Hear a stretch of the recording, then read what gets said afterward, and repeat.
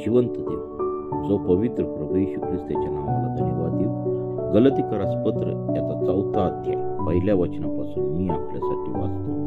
ख्रिस्त श्रद्धेच्या द्वारा देवपुत्रत्वाची प्राप्ती। आता मी म्हणतो की वारी जोपर्यंत बाळ आहे तोपर्यंत तो सर्वांचा धनी असूनही त्याच्यामध्ये व गुलामामध्ये काही भेद नसतो, पण बापाने ठरवलेल्या मुदतीपर्यंत तो पालकांच्या व कारभाराच्या स्वाधीन असतो। तसे आपणही बाळ होतो तेव्हा जगातील प्राथमिक शिक्षणाच्या दास्यात होतो, परंतु काळाची पूर्णता झाली तेव्हा देवाने आपल्या पुत्राला पाठवले। तो स्त्रीपासून जन्मलेला नियमशास्त्राधीन असा जन्मलेला असा होता।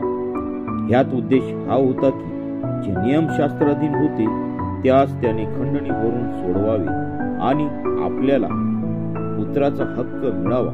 तुम्ही पुत्र आहात म्हणून देवाने अब्बा बापा अशी हाक मारणाऱ्या आपल्या पुत्राच्या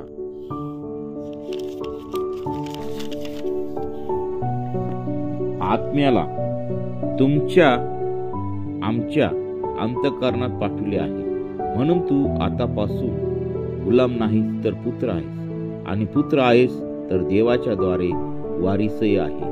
वाचलेले वचन देव बापा आशीर्वादित